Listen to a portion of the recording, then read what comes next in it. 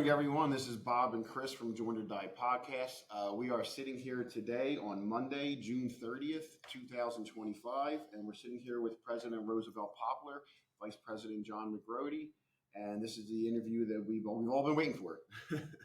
So without further ado, I'm going to pass it off to these gentlemen. They're going to do a quick introduction of themselves, and then we'll get into the question portion of the interview. Prez, you want to go first? Good morning, Bob. Good morning, Chris. Honored to be here. My name is Roosevelt Poplar. I'm the current president of the FOP. I've been involved with the FOP since 2000, part-time. 2002, came on full-time as a vice president. Started off as a trustee.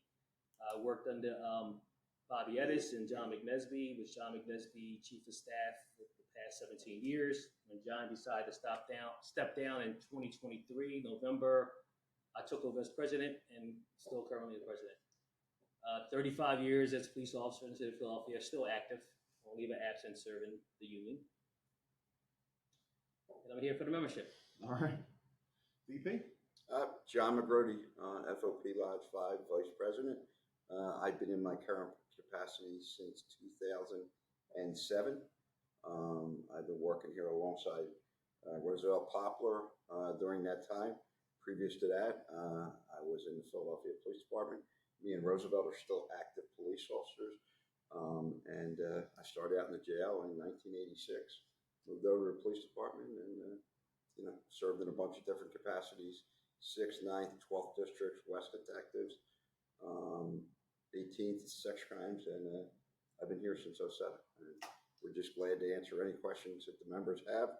Always willing to answer questions. And appreciate you guys coming in and talk to us. What year did you move over to the police department? You said you were in corrections first? 88. 88. I was in jail. Oh, wow, okay. You were in jail or working in the jail? A little bit of both. Before we get into this, my wife asked me this question this morning, and I didn't have an answer for it. So, how did it work when you became president and John was vice president? Because you were vice president before, correct? Yes. You were vice president, so I guess you moved up. But we have two vice presidents. Did we always have? We have a two? total of 4 vice presidents. 4 vice presidents. It's always been like It's that. always been like that. Yes. How is that? What's the determining factor who is going to take over the president's spot, the acting president, until the election? Well, what happened this time when John stepped down, the position that I'm in now, actually we put in front of the board of directors. Oh, okay. The board of directors made a vote. We had a special board of directors meeting. They voted unanimously to elect me as the new president. Gotcha. Okay. And there is a little bit of a misnomer out there in the community in Lodge 5. Roosevelt was never the acting president. He was elected by the board of directors, and at that time they also elected another individual to fill the vacant vice president spot, and they elected a third individual to fill the spot that the vice president, John McLaughlin, stepped into. Okay. So it's all an election. There's it's not no an interim. acting president. No, it's not. It's not. We Yeah, were, okay. we Now were physically. The election coming up, that Right. would be okay. Okay. Gotcha. Yeah. Gotcha. Yeah. See, I didn't know how that. I didn't have an answer for it. Okay. Cool. All right. So I guess you're going to start off. Yeah, with we're questions. going to start off basically kind of where we somewhat left off in the other interview with Newt Mellon. This is the question that seemed to generate, I'm surprised, this is the one that seemed to generate the most controversy. So in the previous interview with Newt Mellon, the cost of living adjustment was brought up, the COLA. That was brought up. Newt stated that the fire department gets a COLA. Lodge 5 corrected the record as the fire department does not get COLA, correct? All right. Newt, I think, did a video retracting that statement, his statement. The reason why we asked the question is because it still remains an important issue for retirees, future retirees, especially members who are retired of Lodge 5. I believe that Pennsylvania Senate has a bill, SB 344, addressing COLA for cops and firemen. Has Lodge 5, or does Lodge 5 have any reservations to fight for COLA in the future? And has Lodge 5 contacted anyone in Harrisburg regarding SB 344?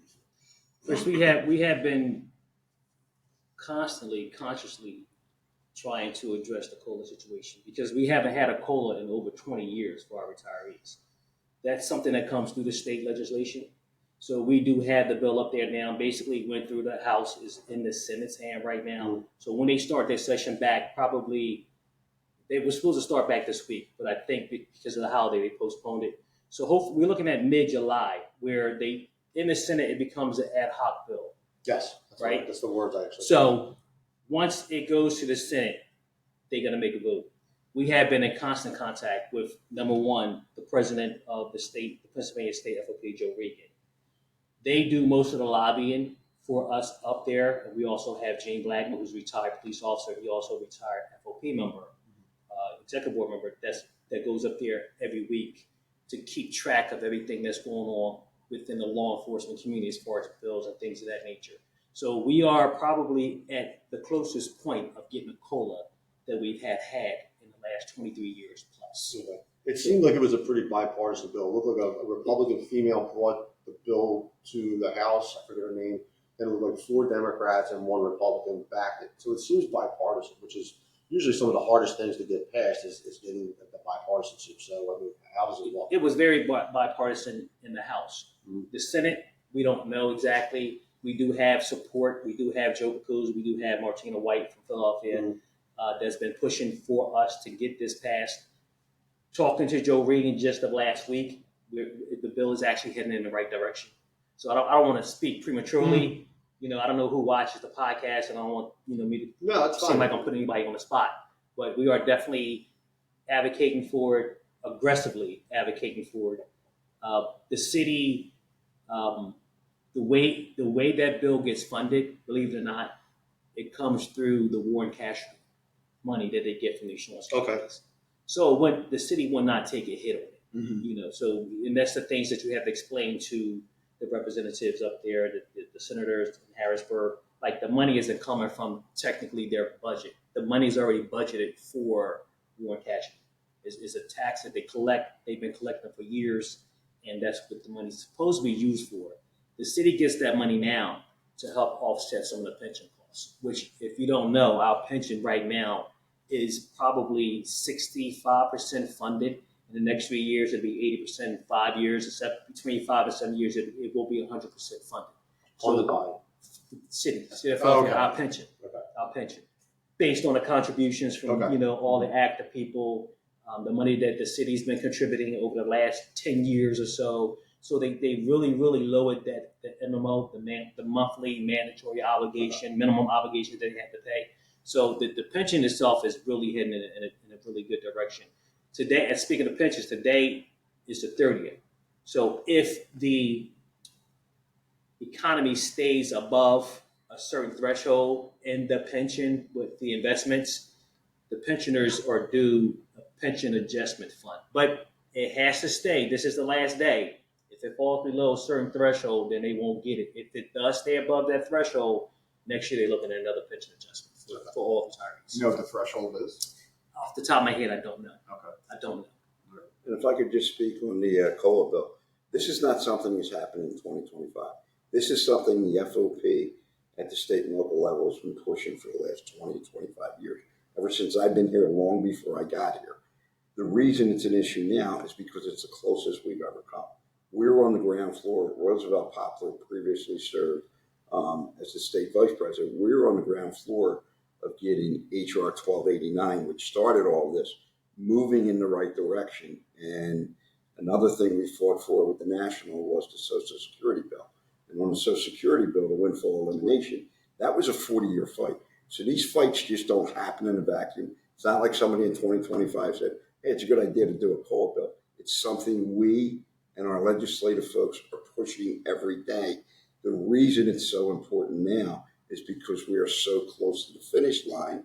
And the problem is, when people put out information that's not correct, then it becomes an issue, and then our membership, particularly our retired members, are misinformed. And we will talk to you any day of the week. We will tell you anything you need to know, and you can tell you what everything we say is an honest opinion, and we're not putting things out there. So when people are, and this is a campaign, so when people campaign and they put things out there that are incorrect, it's a problem for everybody. And I know there's a pretty robust social media page with retirees, and I saw that the COLA issue popped up again over the weekend with people going forth saying that the COLA bill, not the COLA bill, but the pensioners of the fire department get calls. That's not true. And I think we all know, I think Winston Churchill said that a lie gets halfway around the world before the truth can even get their pants on. That really, really concerns us when misinformation goes out. No, and this is why I'm sorry. I was probably going to say exactly what you said. This is exactly why we wanted to get you guys on. It's one thing, like I said, on social media, you can put a post out there, people read it, some people might not see that. The last video, we're not a huge podcast. The last video that we put up, I think we were at 1,500 views. So a lot more people saw that. I'm not going to say than the post itself, because that's probably not true. But we wanted to give the opportunity for you guys to come on and say your piece too. It definitely sounds better coming from the president, one of the vice president's mouth. You know what I mean? Yeah, when they said that, I didn't know. Yeah, I heard that. Well, a lot of people don't know. I didn't know. So I'm like, and I was speaking with you about it, and I said, you know what, John? I said, if you and President Poplar want to come on and correct it, and that's why I don't like refereeing, because the problem is if I correct him, one, I didn't know, and even if I go back, the problem is now if you say something wrong, then he's going to come to me and go, well, you have to correct him. Right. And that becomes we become like the arbiters, and that is what we don't want to do. And at this point, it's water under the bridge. But that's why I was so quick to reach out to you, because if you don't correct something like that, then rumors get started, and then people think you're not telling the truth. I'm happy you did, because now we're sitting here today. And we appreciate the opportunity. And I think the proper word is misinformed. I don't believe it's a lie, because it's like if it's a lie, you know it's going to come out. I think it was misinformed, and I think that's the fair word to use. Just like if you say something today and it turns out that's not correct, I'm not going to turn around and go, they lied. It's going to be. I think they were misinformed, and it's someone else's job to correct it. Right. So and being misinformed also comes with having experience and knowledge of what you're doing and what you want to do. You can't just go up there and start saying things about something you don't know the facts 100%. Because if you ask me a question today, I don't know. I'm just going to tell you, I don't know. I'll get an answer for you, but I don't know. No, I'm not going to, say it's misrepresentation, and I'm not going to say it's deceitfulness, because there's a lot of things that people ask us all the time that I'm on the mic every second and fourth Tuesday of the month. People ask me questions. Like some of the questions I really don't know right off the top of my head, and I don't want to make a guess, even as an educated guess, I'm not guessing anything. I'm going to give you the facts. That's our job. We represent 13,500 members, and if I give out the wrong information, then that's our credibility. Whether it's a mistake or not, it just doesn't look good. Yeah. They have to come back and keep. I would prefer somebody to say, "I'm not sure. Let me get back to you," right. And then actually get back to me. But before, just because you brought up the experience thing, if you don't mind. Oh, yeah. I'm going to do what you did last time. So it seems that the platform you're running on is experience, which makes sense. You guys have been here for a long time. Can you explain why the experience is so important? And I'll let you answer that first, but then I'm going to have a quick follow-up. Oh, God, the experience itself, it just speaks value, because just like what's going on now, there's a lot of misrepresentation out there from other people who don't know what we do in the FOP. They don't know what we do on a daily basis. They don't know every day this is a grind. They don't know we on call 24 hours. They don't know we don't have holidays, vacations, and weekends. We don't get that time. Mm-hmm. They may think we do, but our phones are on 24 hours a day.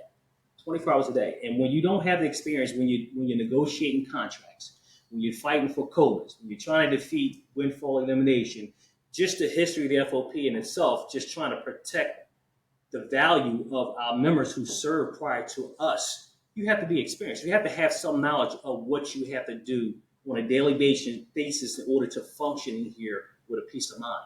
And guess what? There's never peace of mind, because you vote for police officers.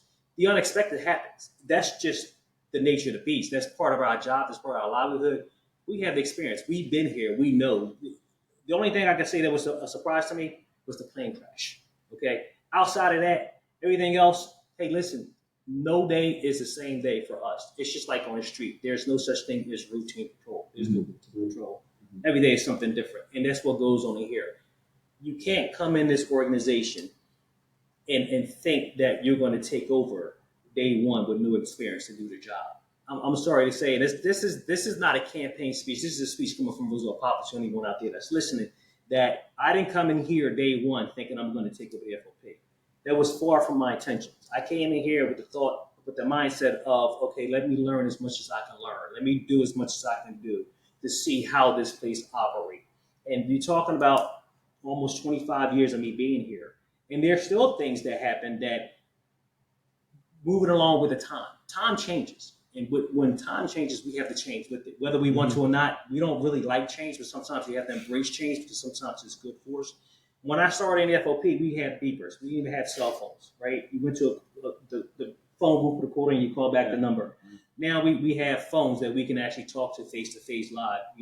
The technology has changed, that the things have changed. This is, someone made a comment that when I said this is a business, like this is not a business, it's a union. Yeah, we are a union, but we're still a business too. So like for them to not think that we are still business minded is totally ludicrous, to not think that running a union is not the same as running a business, because it is. You go out there, ask 33, ask 47, ask firefighters.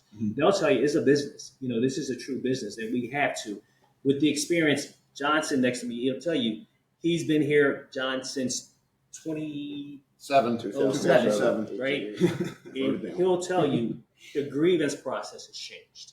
The negotiation has changed. The contracts has changed. Not only having the experience of dealing with the everyday things that go in FOP, it's about building relationships, right? You have to have you have to make relationships, because this is a political world that we live in also.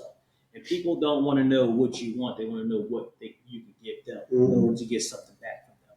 So you have to have, number one, you have to have the relationships. I have the relationships. I've taken this last year and a half that I've been in office, and that's all I've done was correct miscommunications with people that did not want any parts of the FOP. I can tell you right now, I can call any city council person and talk to them. Years past, we couldn't do that. Whether it was a personal conflict with John McNesby and them personally, listen, John did a great job. John for our members, and he has his style. I have my style. But getting back to having the experience does matter. It's like going to get your car fixed, and the mechanic, his first day on the job, you thinking about, do I want this kid fixing my car, or do I want this guy that's been a mechanic for 20 years to take care of my car? Because the guy with 20 years is going to say, hey, listen, that's just the oil that do good. Just tighten up the screw. That kid may take your whole engine apart and not know how to put it back together. And that's what we're not going to let happen here.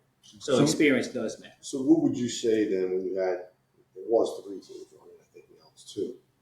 I don't remember my 21 years, correct me if I'm wrong, that 3 teams started trying to take a shot at the total. Now you have 2. I'm sorry. 3 teams were trying to take a shot at the incumbent. I don't remember 3 teams in my 21 years being part of it. Now we have 2. So what do you think the reason is for that? Chris, I don't know. Honestly, I don't know. I have personally spoken to people that's involved in those teams.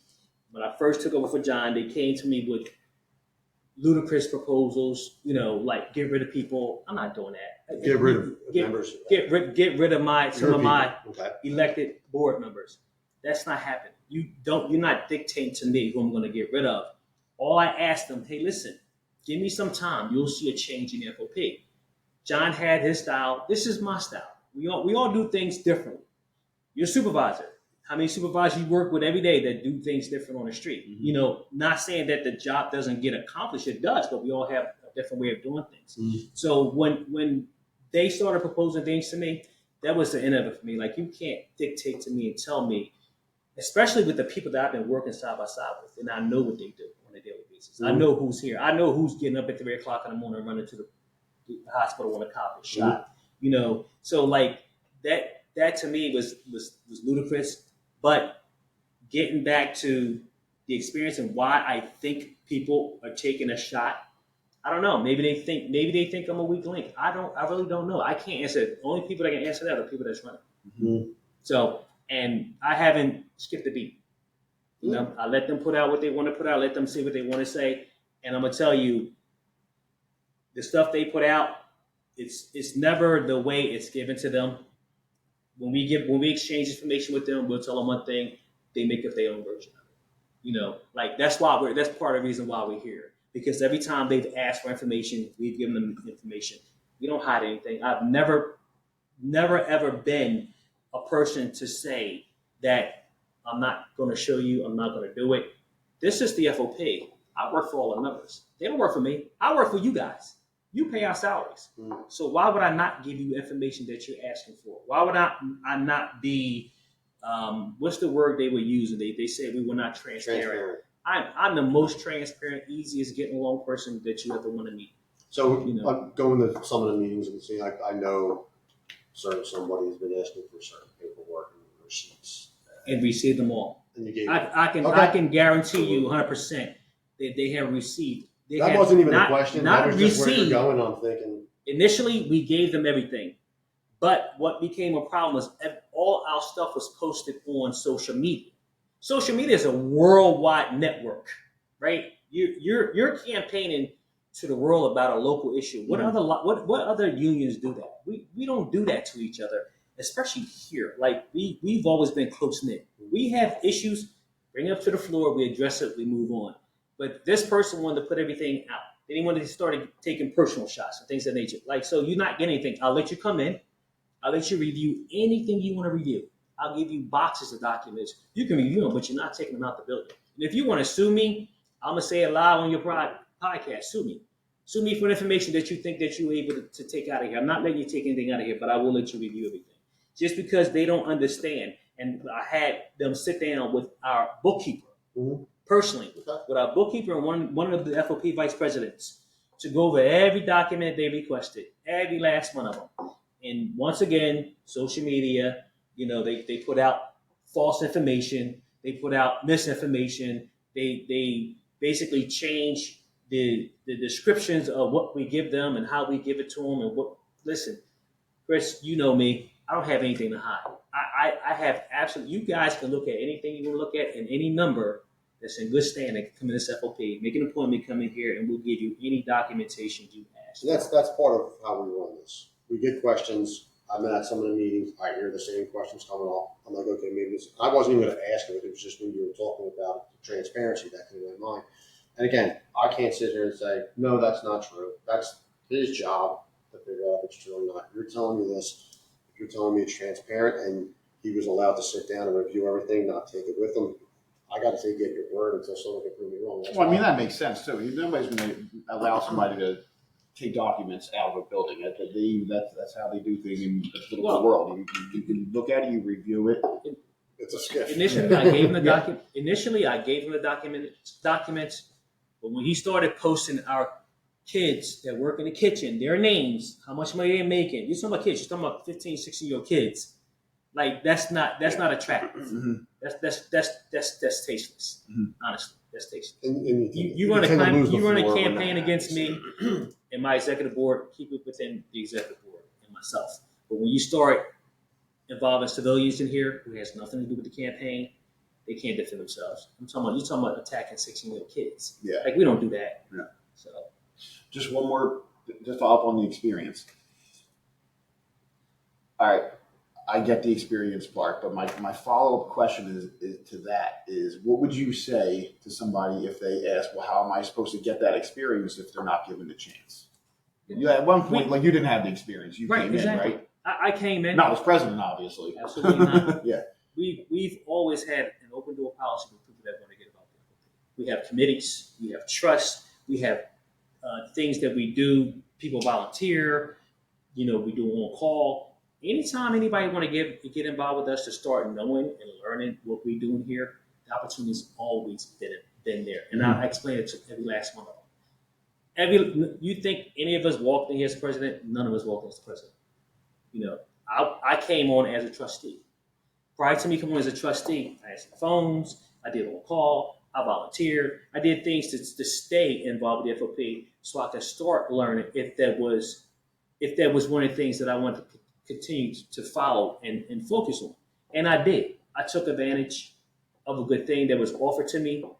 I didn't even ask to get involved. They asked me to get involved because they saw how much I was working. They saw what I was doing. They saw my contributions. Like anything that would come up with the FOP, okay, I want to be there. I want to help. And this is when I was a police officer.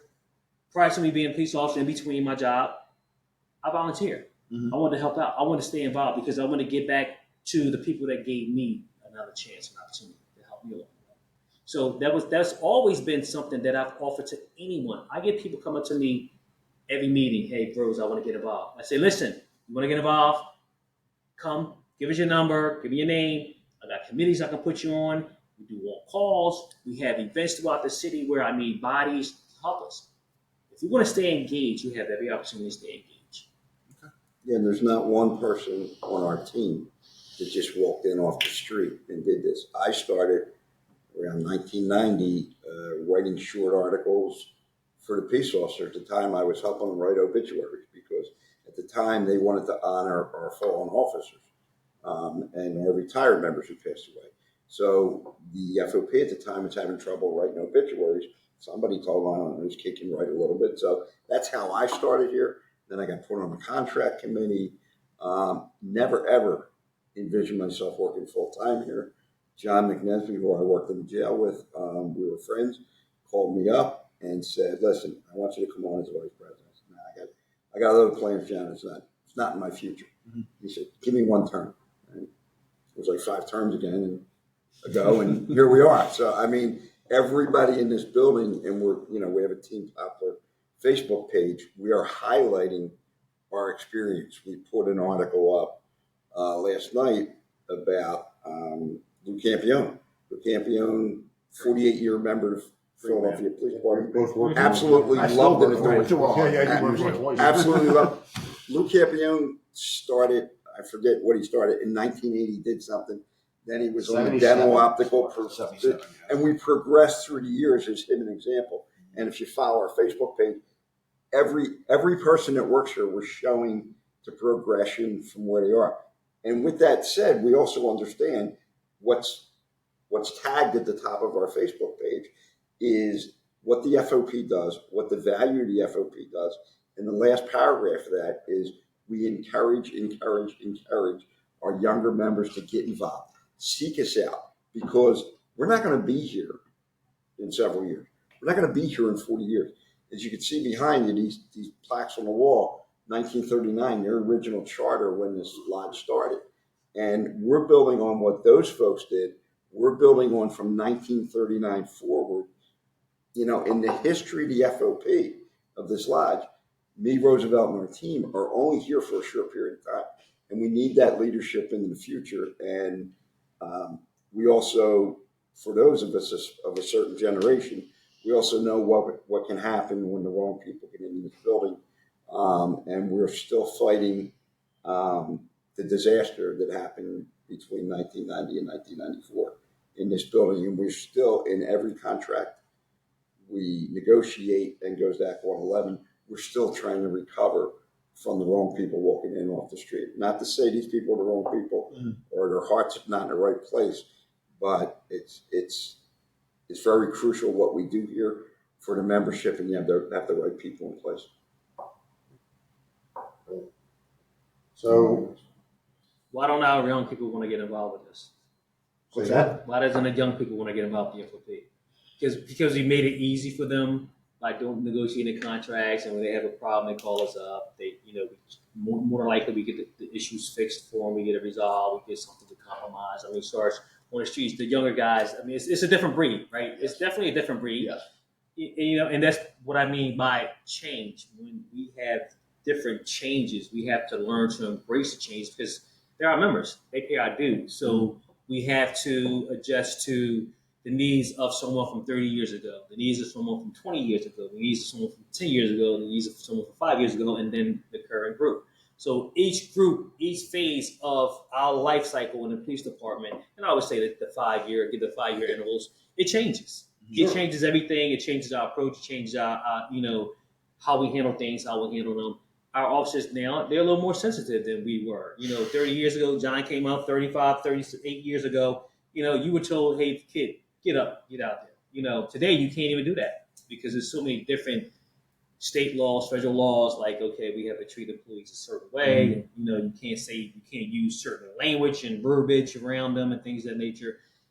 We go through that phase here too. We always encourage the younger kids to get involved. Get involved. Start knowing what we do for you. A lot of them don't even know how much money they make. They don't even know how much of a percentage of a raise they got in the last year's raise. They don't know what deferred comp is. They don't know what deferred comp is. They want the immediate gratification. Right. We're getting a bonus and a raise, which is great when you're 22 years old or whatever. But when you get a little older, it's like, hey, I got to worry about healthcare. Yeah, I'm a Just medical. definitely comp. Right.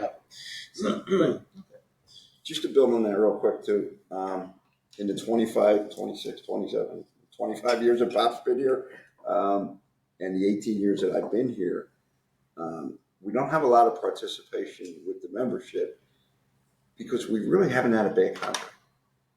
Generally, you get people's attention, like happened in '94, where you get the wrong people in there and people need change. Cops are happy with the contracts we've delivered. With that being said, the job has never been tougher. We realize that. The stress on the street, the manpower, everything, the job is much harder than it ever was, and it will be increasingly more difficult.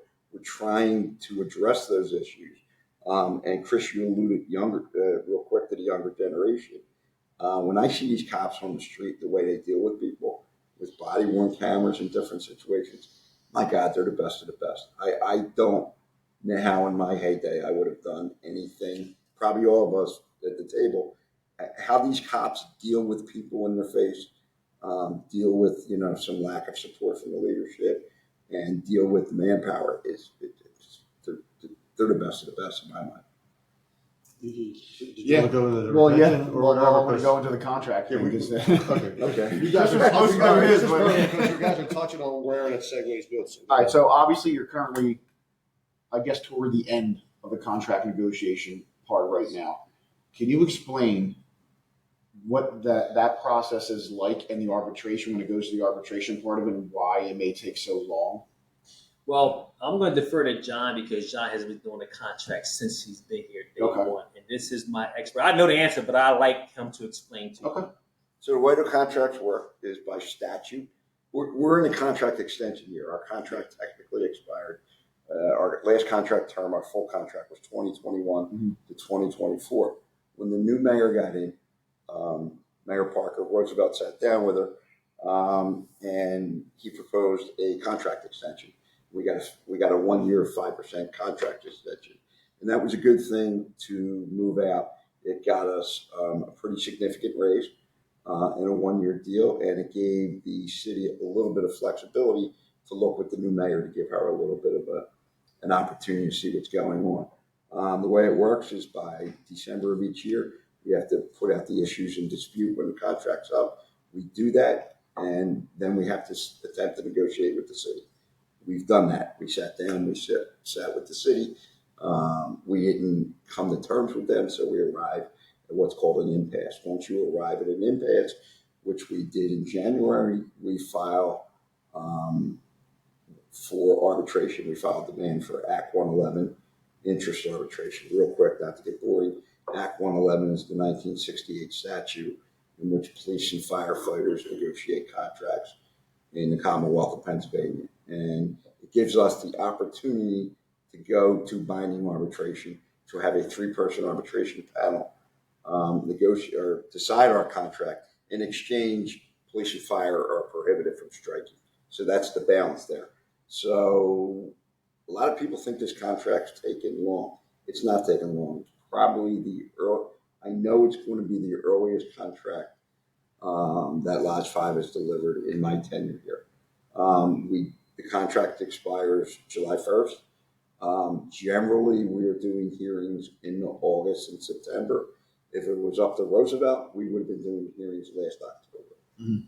There takes two to tango. The city, was pushing back, didn't want to have contract hearings. We got the hearings done. The hearings are complete. We did contract presentations, we believe, that most accurately reflect what our members are experiencing on the street every day. We did our first ever electronic contract survey. We actually got that information back. When we did the survey, we thought we'd expected about a 25% return rate. We got a 50% return rate. Our members were not shy at all about telling us what the problems they see in the Philadelphia Police Department are, what the problems with the FOP, mainly with the police department, not so much with us, and what they wanted in the contract.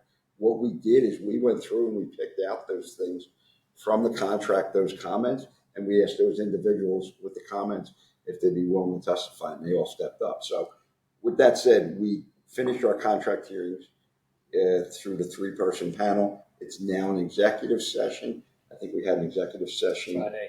with the 3 arbitrators, Yes. not us, last Friday.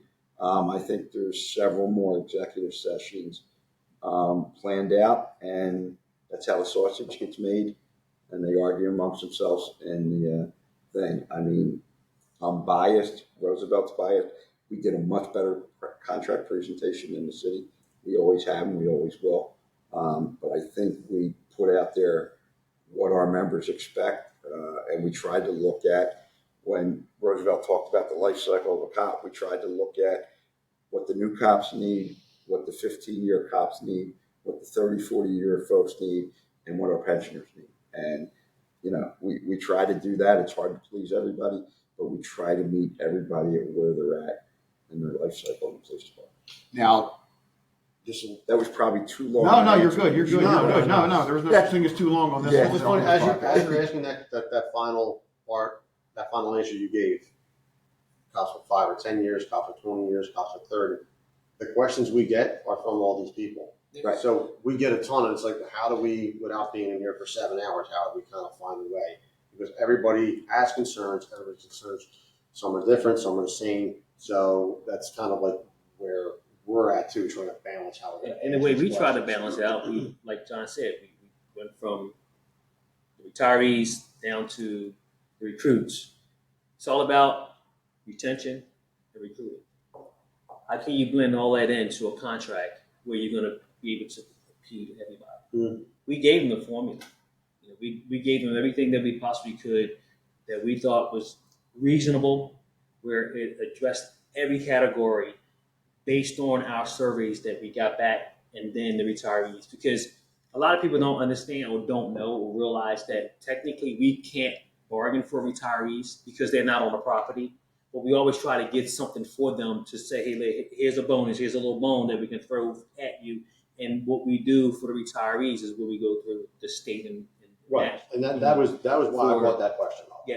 Because they are still paying dues. Oh, absolutely. I'm a Absolutely. retiree. I'm not worried about my pension now, but 10, 15 years from now, hey, is this money going to get me where I'm going? So at some point, everybody becomes in that category, whether you're 23 and you're just starting out, or you're 63 and you're trying to figure out a way. So it's like, how we're trying to get questions from everybody this way. At least we're trying to hit all brackets, all of this. Would you go somewhere? Yeah, just because as soon as I'm done, because I'll be done after this. Just seemed to flow that way. We're talking about contracts, as everyone knows. District Council 33, they're still in negotiation. If they don't reach something by tonight, they're planning on striking.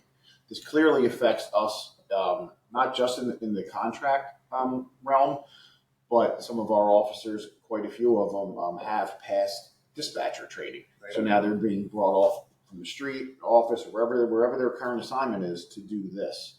Will this in any way affect our contract negotiations, or that's already done? Not done, but it's already in. No, not done, but I mean, like, it's in the so meaning like, so basically what I'm trying to say is Mayor Parker was the offer of 8%, right? And they didn't like that. They wanted higher. I don't know what our offer is. I'm not sure. I don't know if you can tell me. If you can provide insight, great. Can that affect ours?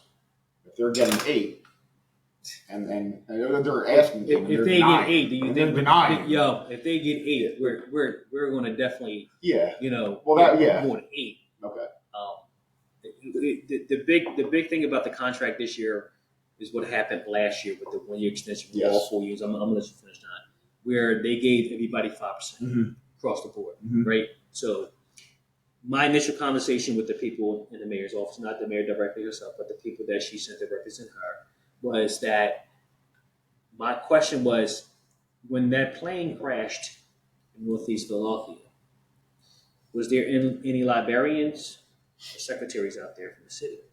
I wasn't being smart. I'm not downgrading anybody's position. Yeah. And they were like, what do you mean? I said, was there any librarians or secretaries out there? No. I said, every police officer in the city was, and every firefighter in the city was there. I said, so for you to give them 5%, give us 5%. I said, it's kind of like a smack in my face. I said, listen, in order to make the city work, everybody has to play a role. Civilian, uniform, doesn't matter. But you can't put everybody on the same level when it comes to the contract because they don't do what we do and we don't do what they do. And my other comment to them was, I represent police officers. I represent secretaries, barbarians, and I'm not, and I don't want to sound disrespectful to what their profession does and do because everybody has to play their role. I said, but you cannot put them on the same level as police officer. I was really polite about it, and I mean that from my heart. I represent you guys and ladies out there. Like if I can't get the maximum from my people, and you're basically saying to me that everybody across the board got the same thing. Are you saying we're worth the same? Like that's how my negotiation started, to try to get them in that mindset of listen, we don't think we're better than anybody out there. No one, not one of us, we're not better than anybody. But we do a totally different job that they don't do. We don't know if we're going home to our family. More than likely, they're going to go home to their family if they get done typing their letters and all stuff. And I hate to sound negative and downgrade what they do because I'm not doing that. But when it comes to negotiations, we have to use our best strategy as well. Yeah. Right? So that's where I led off with the conversation starting to get ramped up the contract negotiations. They don't do what we do. We don't do what they do. And no, we're not on the same level. Point blank, we're not all on the same level. The pandemic, we lost 7, 8 officers doing their job. We have 17 still trying to get long COVID. The city just completely dismissed them like they were never part of the city. So we're still fighting that fight. These are things that people don't know. These are things that people without experience would not have a clue. Come in here and do that. Because you imagine if we changed right in the middle of the contract. They won't even know what an impasse was. They don't understand it. Because they've never been involved. I'm not saying they wouldn't understand after it's taught to them, but who's going to teach them? Yeah. But it's a grind every day, every single day. When we leave here, I can guarantee when I get up and go to my office, there's going to be 5 different matters on my desk about the 4th of July, because I'm still waiting for numbers and details. Like you damned if you do, you damned if you don't. You try to provide, you try to help, you try to give them. Extend the olive branch. Say, listen, I want to be peaceful. I'm not. I don't want to fight. I want to be peaceful. But if you want to start a fight, I'm gonna fight you back. Yeah. These are things that's been going on for years. They think that we can just pick up the phone and say, hey, listen, give me lunch for 1,000 people. The day before. That it doesn't work like that. It's all about plan. You have to have a plan. You have to have a plan of action always in place, ready for the unknown. Mm-hmm.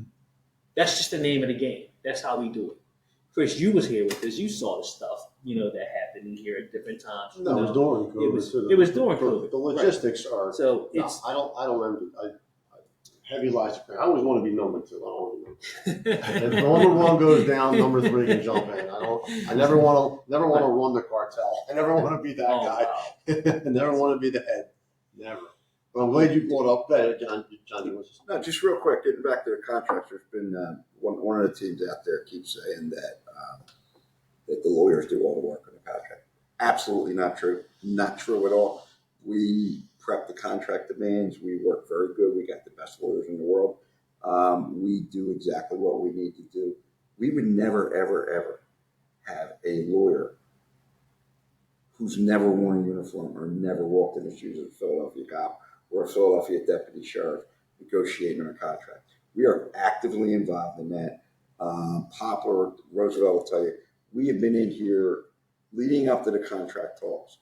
At least a couple of us were in here probably every weekend and a couple nights a week, interviewing witnesses, interviewing our members to see if they would be a good witness, then sitting down with them again with a lawyer. So for every hour of testimony that happened on our contract talks, there was probably 5 to 10 hours on that particular subject of prep done. So the notion, and I think our membership should be offended if there's people that want to seek this office They think they're going to come in and do nothing on the contract except have a bunch of lawyers handle it. It's not the way we operate. Nobody knows Philadelphia cops better than a Philadelphia cop who has done the job of a Philadelphia cop. And I can't emphasize enough how tough the job is there. And, you know, we've inherited roles that we never thought we would inherit. We get beat up all the time about food and details. That's not our responsibility. Mhm.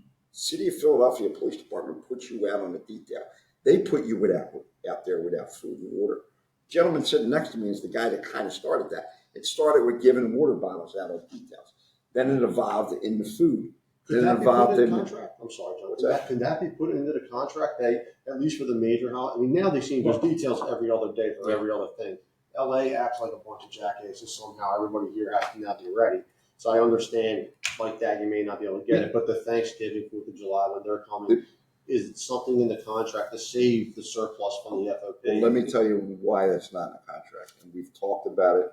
We've actually entered into negotiations with the city over time. There have been times where we've been reimbursed for that. There's only a certain pot of money that comes with every contract. Mhm.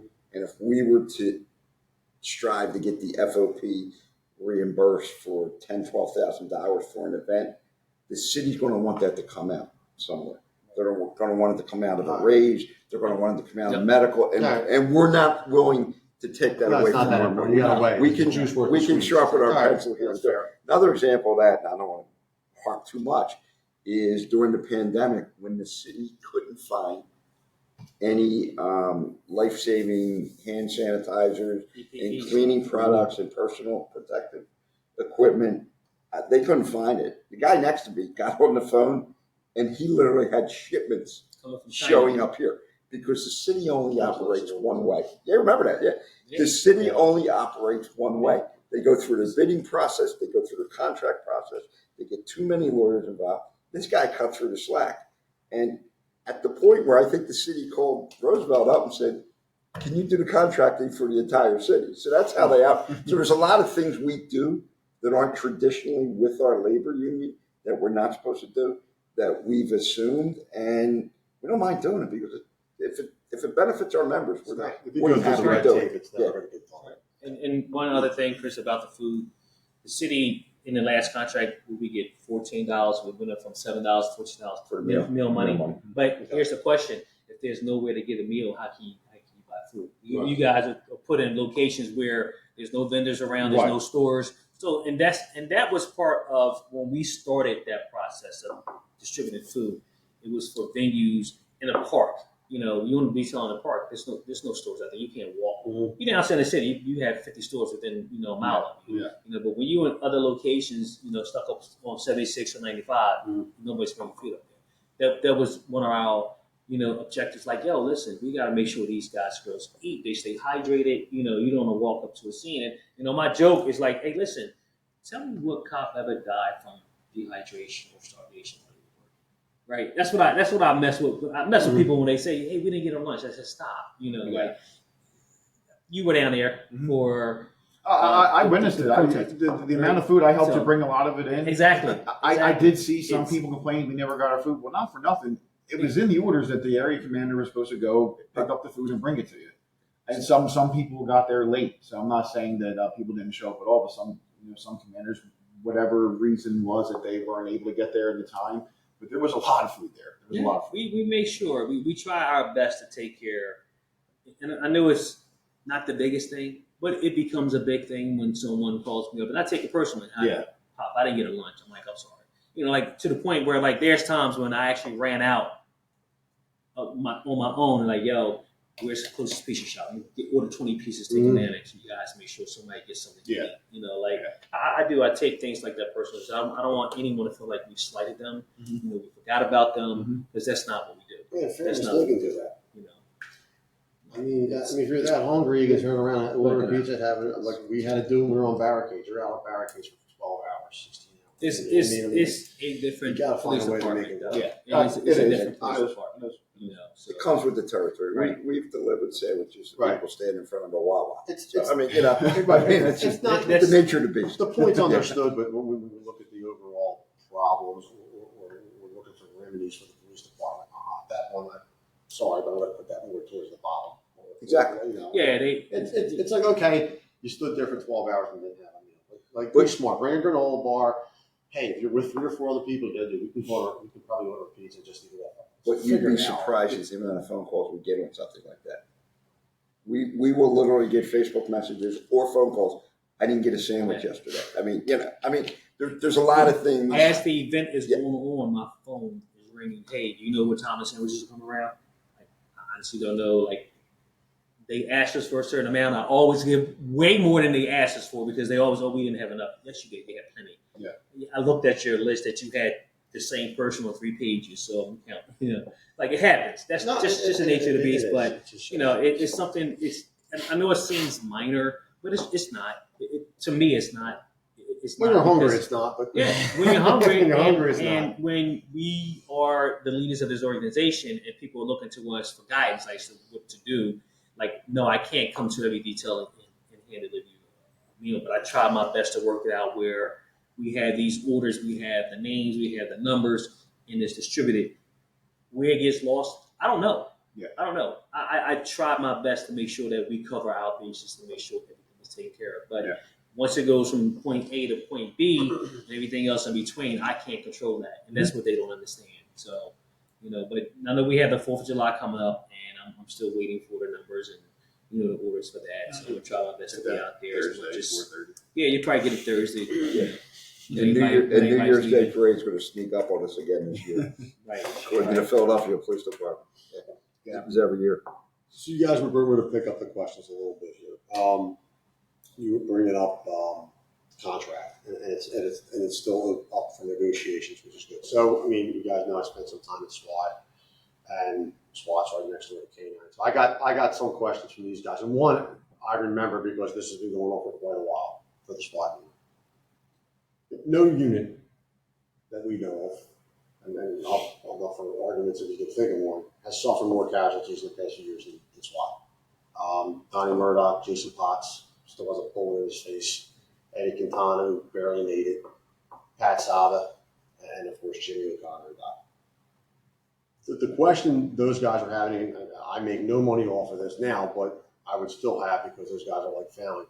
Why is SWAT still being denied a hazard pay when Bomb Squad gets, I think, 3%, which they absolutely deserve? Graphic Arts gets, I believe, a sergeant's pay, which, again, it's a skill set. But I think being in SWAT and getting it, it's not only a skill set, but it's clearly, by the statistics, it's very high risk. Mm-hmm. What is the problem that they can't get, whatever the percentage is, why can't they get it? That's part of the contract negotiations. We have proposed that, and John can tell you every contract since I've been at the FOP has proposed a hazard pay for SWAT. That's up to the arbitrator. If the arbitrator rule in favor, and there's been times where we even sat down with the police department. They technically can't do it. They technically cannot do it. They cannot raise a pay scale without going through us and bargaining it and putting it in the contract. But these are issues that's come up. SWAT, K9, aviation. We know we got it for the bomb squad, but every contract, those 3 units, we've always highlighted as to the risk factors that they take more than street patrol at times. Not always the case, because listen, you have plenty of cops out there on the street, same thing, they just get hurt, getting shot, stuff like that. But SWAT, what they do on a daily basis, every day, it's a risk. Every door is a hit. Every single day, every job that they go to. The cops on the 25th, 22nd, we get it. Right. No one, so, but that's busts one of the things that we have proposed.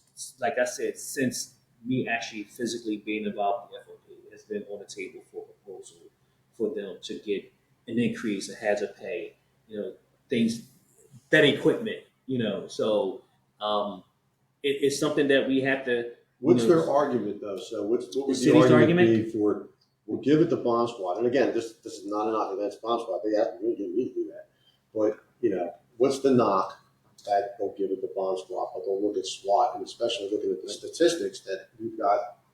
How many injuries? This is just off the top of my head.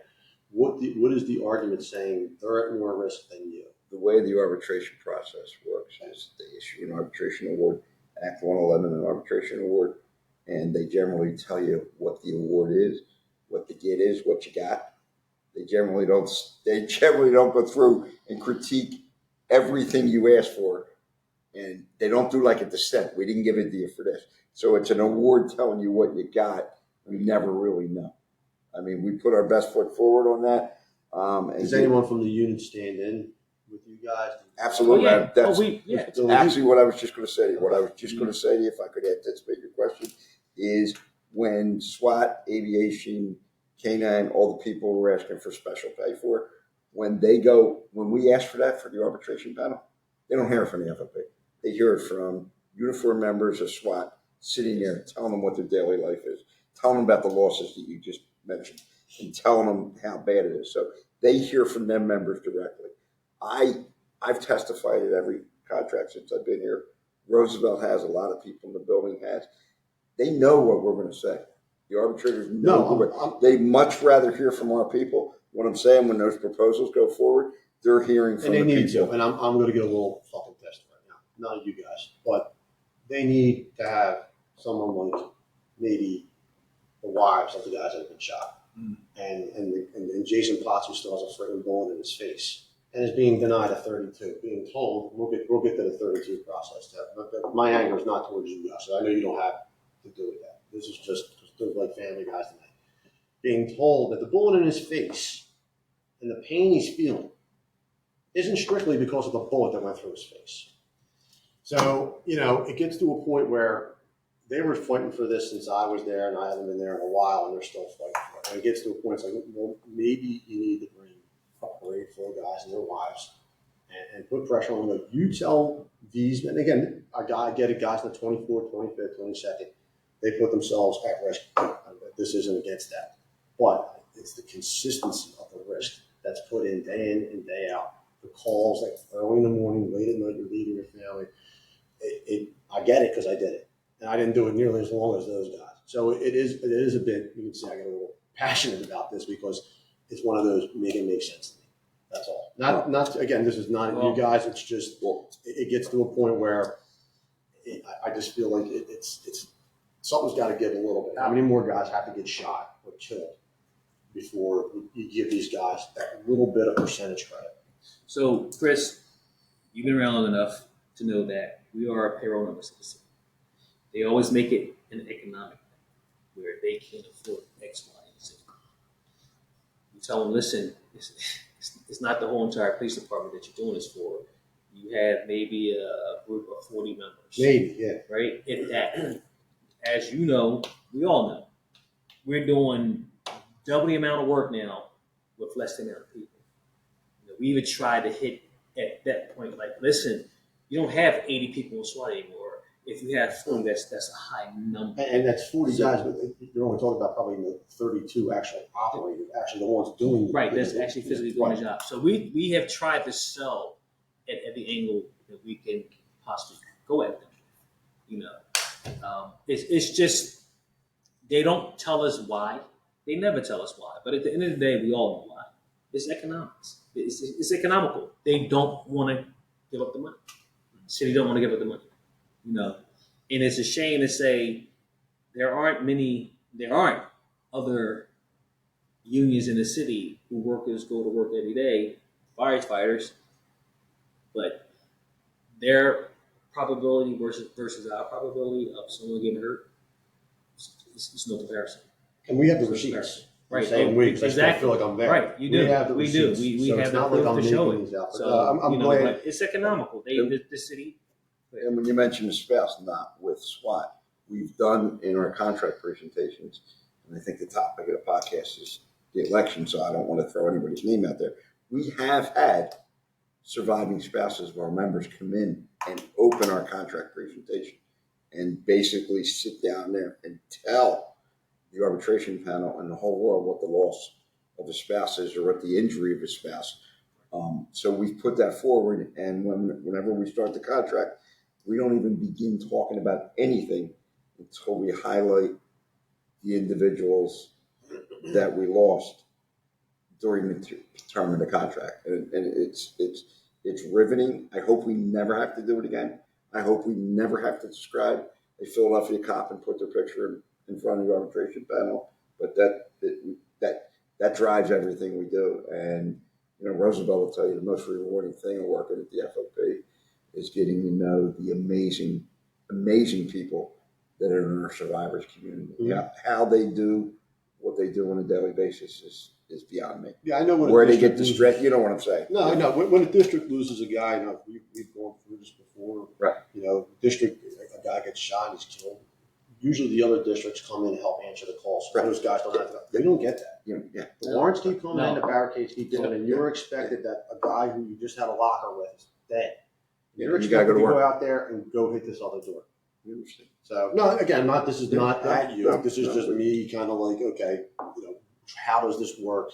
The second part of the question, again, working at SWAT right next door, you have K9. The guys asked me, this was a question they were asking, and it may be the same answer, but there's maybe a little bit nuance to this because I think the question I was getting from some of the guys over there was the airport K9 cops are getting, I believe, 5%. I'm sorry, not 5%, 5 hours overtime, or they're getting more. I'm going to be a little off on the numbers, but they're getting a little more than the K9 proper up in state. Right. They want to know why the airport guys are getting more, and why the unit, especially the same unit, why wouldn't the unit? Because that's federal funding coming from the TSA dog program. Okay, that's what I was going to And say. anybody at K9 that has that question for us, tell them to let us know. But we've sat in this conference room, had that conversation. We did presentations for the K9 unit. We got them some additional benefits. They'll probably do more, but we got what we could have out of the arbitration process. And I will tell you that we were handcuffed for several years because members individually from the K9 unit initiated a lawsuit against the city. And we had matters in grievance and arbitration, and that kind of forestalled us proceeding forward with our thing. So we're handcuffed there for a couple of So years. these are more federal funds. This is like Homeland gets a lot more. Right. They're different dogs. They're Wages. government-owned dogs down at the airport. I mean, we would love them to get what the airport guys get. Okay. And they're still, We're trying. still Okay. in litigation. I didn't even know that. When I first took over, I met with members of the K9 unit. I tried to go through the department and explain to them what the differences was with the pay and the hours, the dogs, the food, things of that nature. And it got as far as to the deputy mayor's level and the labor department level with the city. Mm. They stopped me because they said, "Listen, their lawsuit is still in litigation, so there's nothing we could do right now." That's the Okay. point. Even if we could do something, there's nothing we could do because the litigation has to be completed in order for them to do something. And we were talking earlier about our team, and we got great people on our team. John McLaughlin, we didn't mention his name earlier, but when Roosevelt was elected president, John was elected vice president, and Pete Swerda is running for recording secretary on our slate in October. John was an airport K9 handler. Pete was a city of Philadelphia police K9 handler.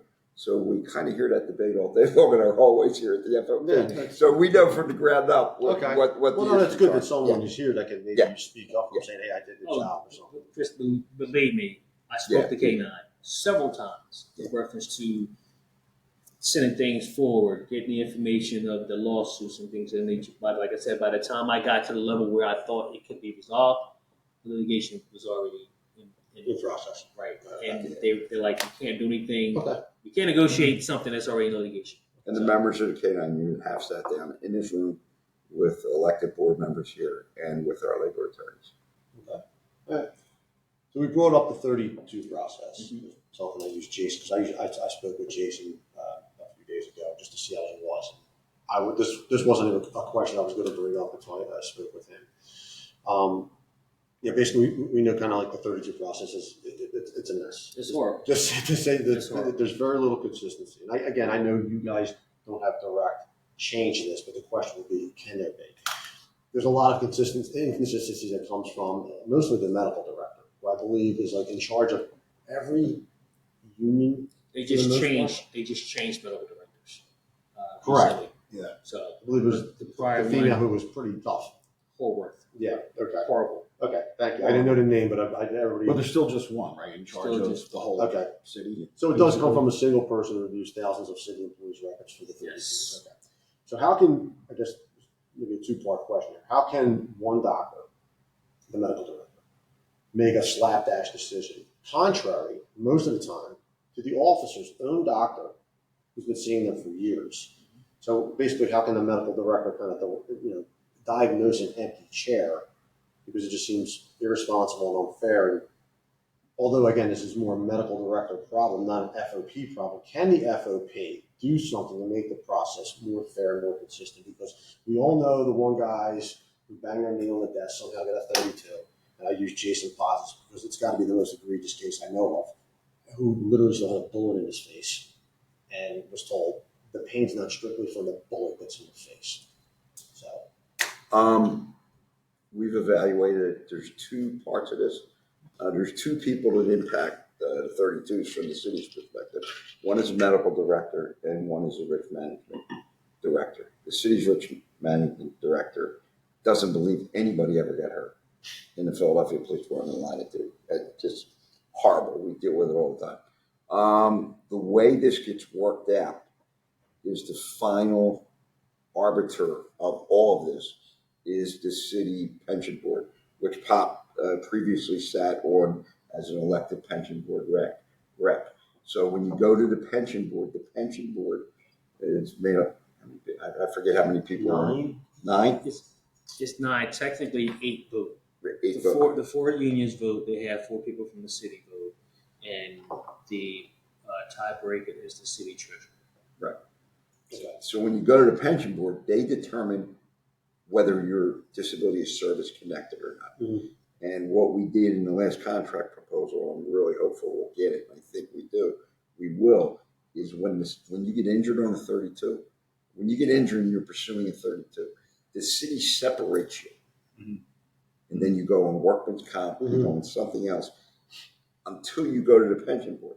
And those gaps can last for a year. Yeah. So one of the contract proposals we put forward, and I'm really, really hopeful we can get it, because I don't think it's a big lift for the city, is that you don't come off the Philadelphia Police Department payroll until such time as the pension board decides your case. Because what's happening, and particularly under this PPD administration, they're separating people much earlier than they've ever done. And our thought is we could at least keep you on the payroll as a Philadelphia cop in paid status why anybody has got an injury. And not in Potts' case, but in the other cases you referenced, if it doesn't merit a 32 and you got to get some, straight disability or 17 disability, non-service connected, well, that's fine, but at least you didn't lose months and months of salary. I think we can remedy that situation by keeping everybody on the payroll until such time as the pension board votes on. Can there be like a checklist?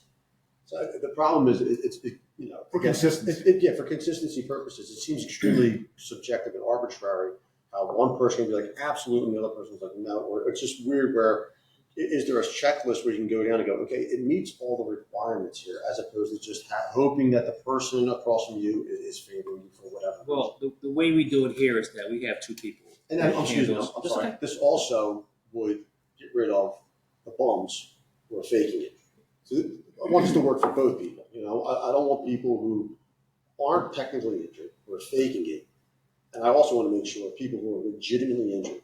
So it works for both sides. We do have our checklist here at the FOP. We have 2 people that handle it. We have Ashley Hogar and we have Joe Shrink. They handle all the disabilities, IOD injuries, heart and lung, things of that nature. So our checklist, once we complete our checklist, is given to the city.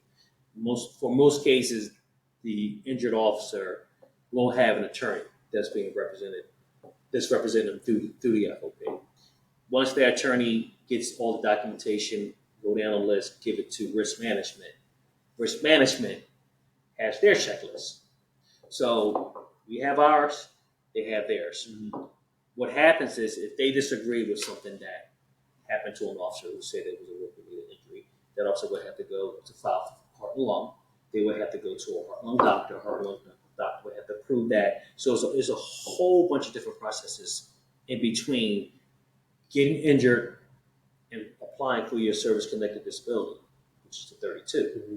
You have people that's been out for 5 years that's still going through, or that's on workers' comp, because the city cannot make a decision, or they haven't scheduled them with a doctor.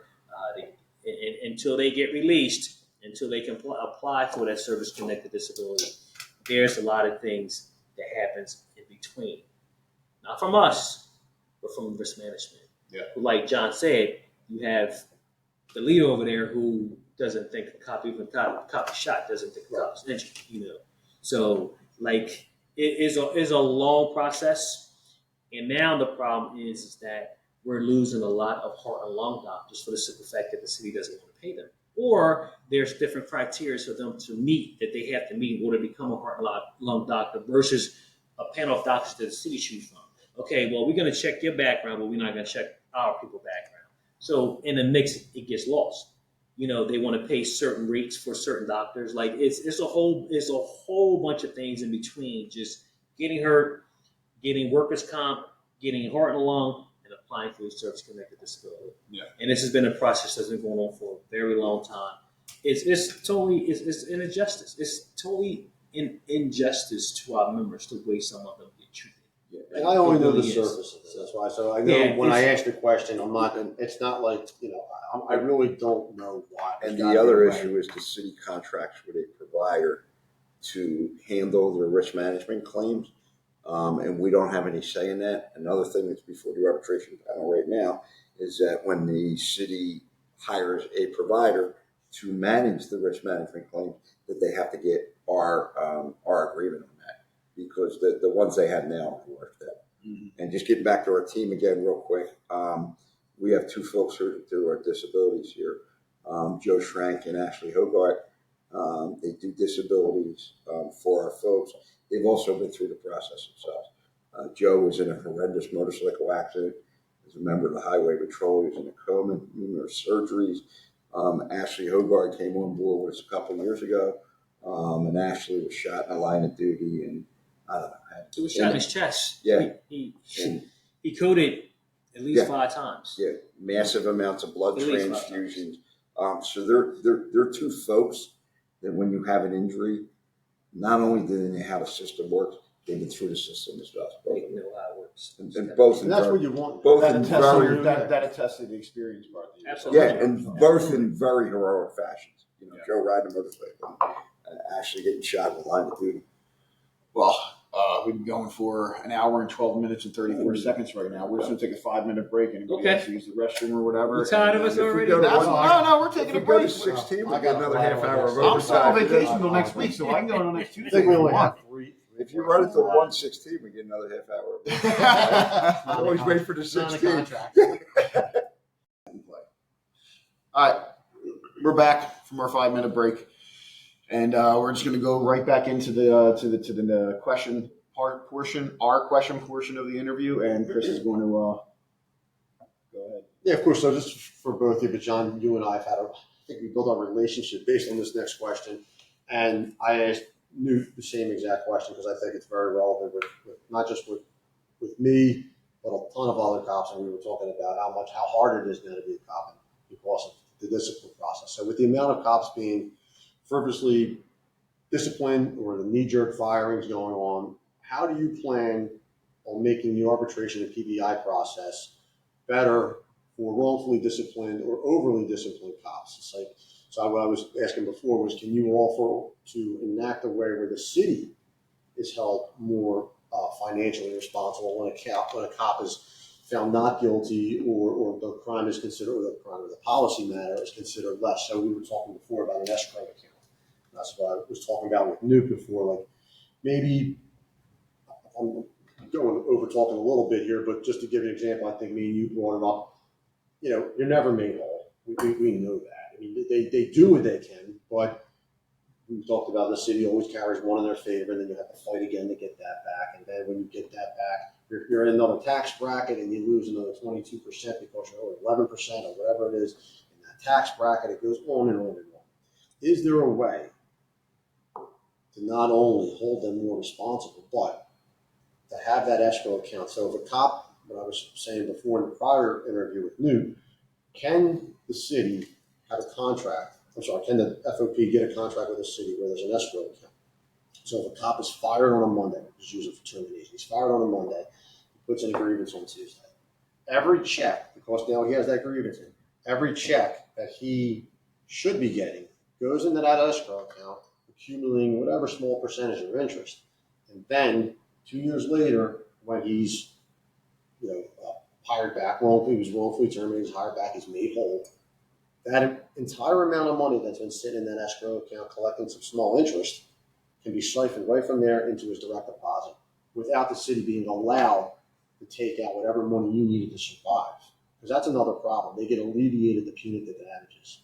The city does. So if you made 50, 60, 70 grand while you're in the rear end, they get to subtract that from what they owe. And I think it's wrong because they should have to suffer the punitive damages. If I'm wrong, tell me where I'm wrong. But is that something that's possible where it speed tracks people actually being made whole faster? That we haven't thought of that particular proposal. I haven't thought about it. It sounds interesting to me. What we have done though is we've made a contract proposal this cycle, which is in front of the arbitration panel right now for consideration in their executive session, in which we do away with the offset. And the offset is for when you're terminated, when you come back to work. Under labor law, the theory is you can't be put in a position, you have to be put back to the position you were in. Mm-hmm. You can't be put back in a lesser position. I know people always end up in a lesser position, but you can't be put in a better position. You're supposed to go back to the position you were in had you not been terminated. The way it works now is that everything you earn, outside earnings that are on the books, unemployment compensation, that goes against your back pay. The contract proposal we put forward, because when we have delays in paying people or discrepancies in paying people, it has to do with the offset documents being forwarded to the city receiving them, always claim they didn't have them. That's why we send them, by email, and we do all that kind of stuff. We're trying to eliminate the offset. So basically we're saying, all right, when you come back to work, if you're a police officer, if you're a detective, if you're a sergeant, whatever your rank is, it's how much you're owed, pay them the money. So I think we can accomplish. No matter what you were doing during that time. Yes, just completely eliminate the offset. Flat out, whatever your salary would have been. That's and we can do that. We weren't sure we can do that, but our attorneys have done some research where we can get that in Act 111. That's one of the things we're seeking. Another thing we're seeking is when the city, this is for both parts, when a party takes a matter into arbitration, whoever loses pays the whole amount. Correct. That would cost the city a lot more than it would ever cost us. Good. We would cost a few. Good. We'd be much more specific about what cases we took to arbitration, but they put in political firings, which people in the room know what that is. When people get fired for political reasons, the city does so. And we haven't been told this, but we firmly believe that both the police department and the city of Philadelphia understand that the people that they fire for political reasons are coming back to work.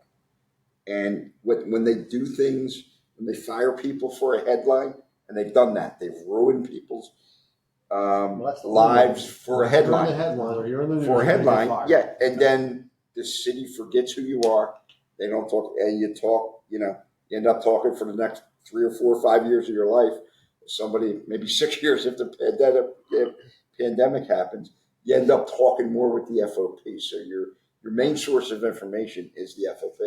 But we've put that forward, the attorney's fees, because unfortunately, Pop said earlier, the city views you as a payroll number.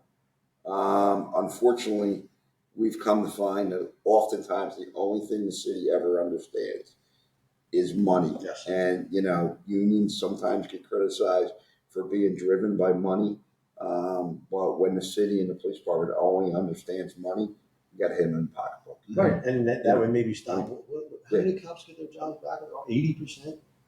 High 70s? So at what point do you realize that, hey, maybe it's not, because they always like to throw the card out that the arbitrators are the favorites, or you guys are just haphazardly, politically, But I can tell you, firing people. Every contract year, the Philadelphia Inquirer is going to write a story about how bad the arbitration process is. And 3 months before every arbitration year, you're going to see a Philadelphia Inquirer article about how bad the heart loan process is. Did the Inquirer just wake up and decide to write those articles? No. The city's playing that article. The city's We know what they've they're always doing. been the profit for the city. Everybody knows that. That's why you know. The escrow thing's an interesting concept. We'll look at it. Just a fast track. I have a feeling the city will probably take that money and use it for something else, as they always do with any account. Anything else they have in the accounts that they're supposed to have money set aside for law enforcement and public safety. Then possibly have some. I think it's almost. I don't know if you get. Well, isn't it more trackable if it's an escrow account? I mean, I don't know if it would be possible to do an escrow account per employee who's fired or like a general. Well, they supposedly have an account sort of set up for that reason. Yeah. For in the law department, somewhere in the law department, and I don't want to misquote exactly what was said to me, but they do have money set aside for all types of lawsuits, as you know, like with civilian lawsuits and also with city workers. So they do have a fund for that. I don't know what fund is, and it's not in a general fund, but they do have a fund that's set up for any type of litigation that they may be liable for financially. But how they do it, like you asked a question about why do they deduct all your earnings while you're off the job? That's the point we have to get them where you cannot punish them twice, basically. Yeah, that's what it seems like. That's what they're doing. They're punishing you the damages twice. that they should have to incur. It's like they think twice. Being a good employee, and we talked about sick time, holiday, and stuff like that. When you retire, the sick time, like I earned it. This is my time. They want to know why people are burning years of sick time because you're going to take it from me. Why should I give you anything back? You know, you're not doing anything to retain me. If you're going to say you're going to pay me out for all my sick time, then I'm not going to. I'll work to the end of the day because I'm going to get paid. You know, when it's done and over. There's so many different factors in the city. It's It's a just double crazy hit because they take half your sick time and they tax the other And they part. tax- It's like, right, so exactly. I'm walking away with 25% of what I actually had. Yep. And that also factors into you need people in FOP leadership that are going to have integrity and tell you the truth. Because too many times we have individuals who have lost their job and the co-workers in the district or union say, you're going to be fine, you're going to be a millionaire. We don't tell you that. Tell me that story. We don't tell you nothing about that story. we tell you we're going to get you through this. We think we're going to be successful. And we also tell you that you're going to be fired very, very publicly. But when you come back, you're going to come in through the back door, very anonymously. Nobody's holding a press conference. Nobody. And the worst part in dealing with this, and sometimes we're the bad guys because we are so honest with people. This is like no other profession in the world. If you're a carpenter, you're a carpenter. If you work for the gas works, you work for the gas works. What we do, this is our identity. So when you take a Philadelphia cop's job or you fire a Philadelphia sheriff, not only you're taking their livelihood, you're taking who they very are, the very essence who they are. And, we've understood that. And, when I got here, I kind of thought, I'd be doing some legal work inside the building. I didn't think I'd be doing the grievance and arbitration process. And it's really eye-opening that the most aggrieved people in the world are police officers because they are such upstanding people. They're people that live their life in such a way. And when you take that away from them, you hurt them, you hurt their families. And Chris, you know that there's nowhere in the world you can go back get your good reputation, I will never your good name forget back. what you said to me when I got my job back. I said, no, you said. Was it good? No, Okay. No, it was, and I think I heard of it before. You said Ray Donovan, the Secretary of Labor for Ronald Reagan, went through that shit show. They absolutely smeared his name, and they dropped all charges. And he was walking out of court, and they said, "How's it feel that having a job back or whatever?" He said, "Just what building do I go to get my reputation back?" What office? And that's exactly. What door do I knock on to get my good name and reputation back? I'm like, I have to show everybody everything that actually happened, as opposed to what we were accused of. So, but no, I mean, that's, and it goes against the trend in society. Like we've made presentations because in the criminal world, when somebody's a defendant, we have all these check the box things, and a criminal offense is not supposed to follow you. We just ask for that same measure of fairness to our members. That's all we're asking. No, there should almost be a mea culpa. Yeah. From the city when it's your name's Yeah. or whatever. So, all right, last one that we have here. This is your question? No, I'm done my questions. Oh, so now we're going to go to the portion of questions that people asked us if we can ask. We're basically gonna act as the mouthpiece of members, former members, whoever it was. And technically there's two, but these are, so we got a ton. I'm gonna see what you say because I don't, and then if it coincides with mine, I'll just exit. So we got a ton of questions, and I've been at the meetings and I've heard this brought up a couple of times. It's the 401k. Okay. So apparently there's a matching 401k that's been brought up at the meetings a few times. Can you guys explain how this was brought up, who voted for it? Second part of the question would be, were the members of Lodge 5, the members, made aware of this vote before it was brought to the floor? There was never a vote. The 401k, well, let me correct it. I don't recall it being a vote, but the 401k was enacted in the mid-90s prior to me being involved with the FOP as far as coming on board. So it was something that I believe it was done under the Rich Costello administration. And we just carried it on. What happened back in, I believe it was 2020, John McNesby implemented it's not a 4%, it's a 3% match. And it was done for civilians. When we learned that it couldn't be done for just the civilians, it had to be all or none. It gave us the opportunity or the ability to contribute to the 401 as well. You can't have two different 401ks in the same business. So that's where that came about. I believe John did respond to Kenny Rossiter, who asked that specific question online, why he implemented John McNesby. Okay. Why he implemented the match. And he told him because we were losing people. It was right before the pandemic. I believe it's right before the pandemic. I can't honestly say when it was, but I can get the information and let you know when it was. I can assure you, sitting here today, that not $1 of any member's dues is going to that 401k. Not $1, that match. So where's it Is a match from the city then, or it's not match from the city? We have other mechanisms in the building. When you run a business, you have to have other means of income and resources. So we do have different means of income that's coming into the building that has nothing to do with the dues money or anything like that. And I did explain that to Kenny. I explained that to Newt as well.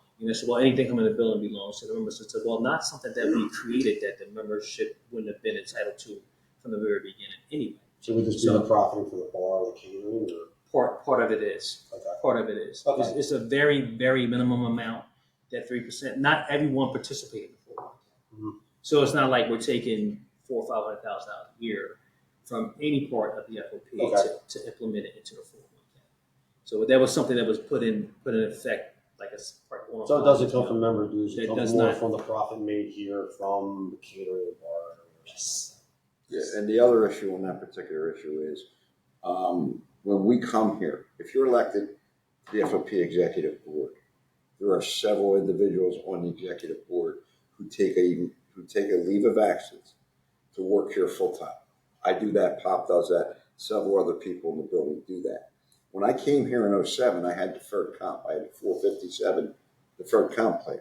The rules of the 457 plan for the Philadelphia Police Department and for all city workers is the only way they can get money to go into your account is if it comes from City of Philadelphia payroll. So once I came here, and I think your case and other people in the building's case, your 457 contributions stop. Your account stays there, but you can't contribute. Yeah. So the other issue is then we have to have some plan here for us to do planning for ourselves. And that's what happened. The other issue is we're the face of the organization. Me and Pop are very humble. We're both back in the room guys. We would much rather be in the back working. We're not forward facing guys in any way. But, the executive board is the face of the organization. It's who the membership elects.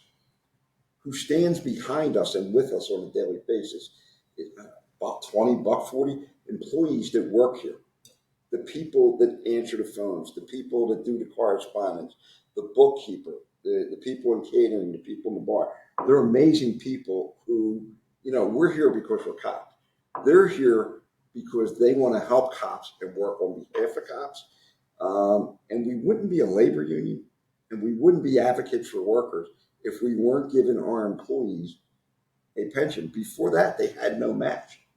So in order to Compensate them. And Yes. to give them, Philadelphia cops don't make enough money. People that work here don't make enough money. Nobody in the world in our mind makes enough money. But these people have given their lives, dedicated their lives, and they're entitled to a decent retirement. And that's where the thought process comes in. So, if anybody in the membership doesn't think that we should take care of our civilian employees here at the FOP, myself, Poplar, and our whole team beg to differ. I know, but The question was the 401k match. Yeah. So and the match came in for them, Right. not for us. But it seems like the information that was out there was that it was coming from members' dues. Yeah. The Yeah. matching. To the FOP itself, not necessarily the employees of the bar Yeah, staff. most of the information that's out there from other people that's running this proponents against us, it's just stuff that I don't know where they get the information from. And that's even after us sitting down and explaining to them things. And that's why I won't entertain talking to them anymore, because everything we talk to them about, they put a little twist, turn it.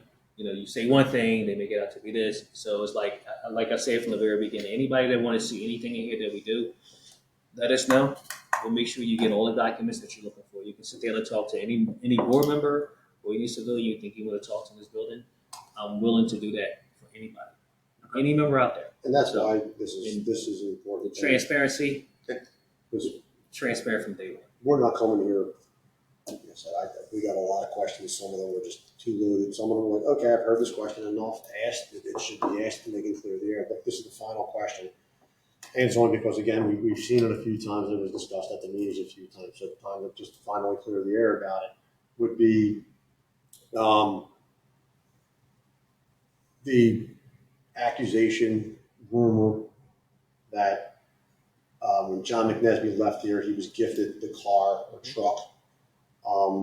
The accusation is that John sold the truck to a dealer, got a check cut to the FOP, brought the check back to the FOP.